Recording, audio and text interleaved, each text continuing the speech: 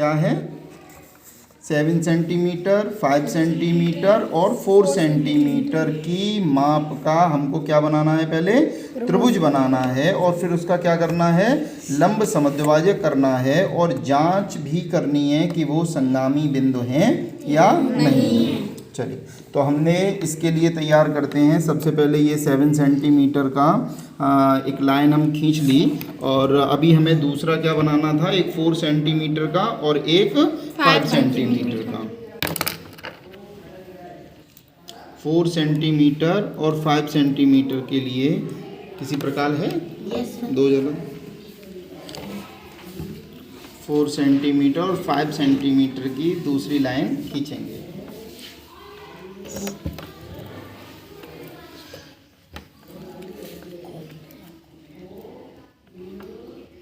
तो चलिए रेडी।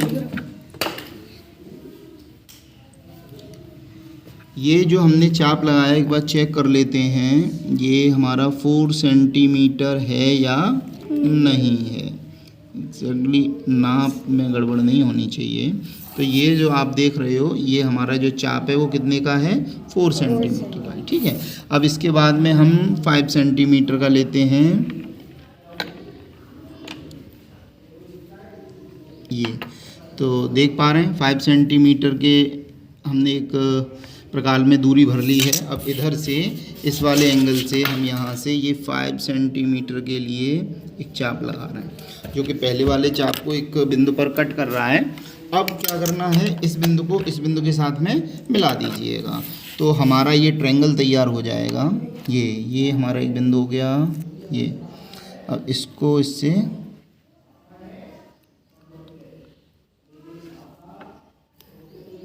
मिला देते हैं, ये हो गया,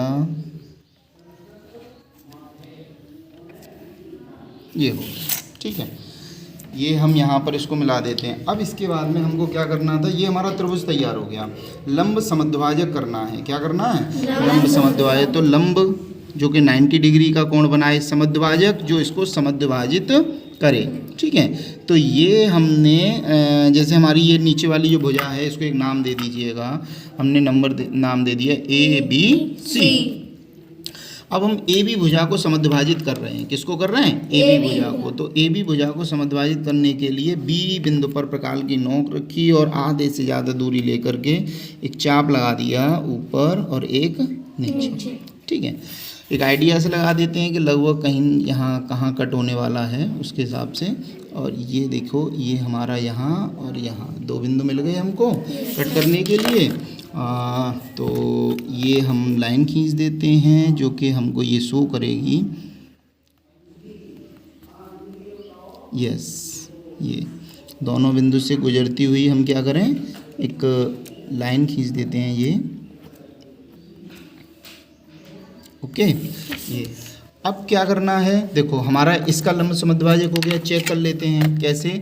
ये समद्विभाजित तो इसलिए हुआ कि दोनों साइड्स कितनी कितनी हैं, 3.5 सेंटीमीटर, मतलब 3.5 सेंटीमीटर की हैं कि नहीं है दोनों साइड। देखो यहाँ पे ये देखो थोड़ा सा नीचे खिसका है, देखो है। तो ये हमारा बिल्कुल हाफ हो गया, तो समद्विभाजक हो गया। लंब क्यों है, क्योंकि यहाँ से जब हम इससे मेजरमेंट कर रहे हैं चाँदा की हेल्प से तो देख पा रहे हैं कि ये जो है वो कितना है, 90 डिग्री का है। देखो एग्जैक्टली हमारा जो बन रहा है वो कितने का बन रहा है, 90 डिग्री का हो रहा है।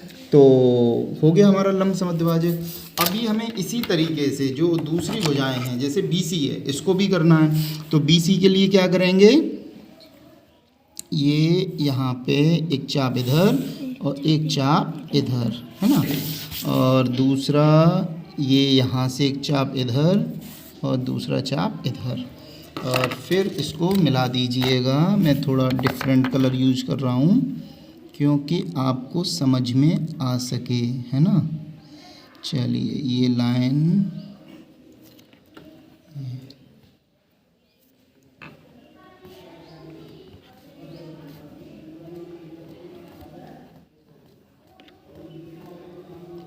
पहली बात दोनों को हाफ कर रही है और 90 का एंगल बनाएगी। आप इसको चेक भी कर सकते हो। अभी हमारी एक भुजा रह गई सिर्फ AC। कौन सी रह गई, AC। तो इसका लंब समद्विभाजक कैसे बनाना है, यहाँ वही प्रकार की नोक आधे से ज़्यादा दूरी, एक चाप इधर, एक इधर, दूसरा यहाँ से एक चाप लगा दीजिएगा, ये एक चाप इधर और एक चाप इधर। ठीक है, इसको भी मैं रेड पेन से ही कर देता हूँ। ये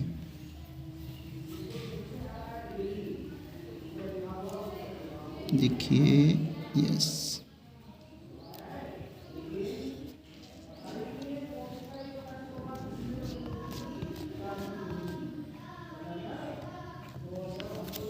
ठीक है। भी ये देखो, क्या देख पा रहे हैं, क्या तीनों लंबार्धक एक ही बिंदु से गुजर रहे हैं कि नहीं? Yes sir. लेकिन वो त्रिभुज से बाहर है, इससे कोई फर्क नहीं पड़ता। ये तीनों लंबार्धक हम इसको नाम दे देते हैं, जिस बिंदु से गुजर रहे हैं उसको ओ बिंदु। ठीक है, तो यहाँ प्रश्न था कि ये संगामी होते हैं। देखिएगा, जब तीनों एक ही से गुजर रहे हैं इसका मतलब हाँ संगामी होते हैं। लंबार्धक ये बनी चुका है। अब यहाँ एक चीज़ और नहीं देख लेते हैं जो प्रश्न ने नहीं पूछी थी। हम इस बिंदु से इससे इन तीनों जो हमारे शीर्ष थे इनको देखते हैं, क्या ये इक्वल डिस्टेंस पर हैं? और आप देख पा रहे होंगे कि हाँ ये इक्वल डिस्टेंस पर हैं। देखो ये और ये बिल्कुल एग्जैक्टली इक्वल डिस्टेंस पे निकले कि नहीं? Yes, यहाँ से, इसी वजह से। और जब हमने यहाँ से एक सर्कल खींचा तो ये क्या तैयार हो गया? एक परकेंद्र। क्या तैयार हो गया? परकेंद्र। क्या? परकेंद्र। इसका परिवृत्त, सॉरी, ये जो बिंदु है ओ बिंदु, ये परकेंद्र है, और जो हमें ये देखने को मिल रहा है ये क्या है? परिवृत्त। तो परकेंद्र से यानी कि लंबार्धक के संगामी बिंदु से हम परकेंद्र प्राप्त करते हैं, और परकेंद्र के द्वारा परिवृत्त को बनाया जा सकता है। समझ में आई बात? Yes sir. Very good.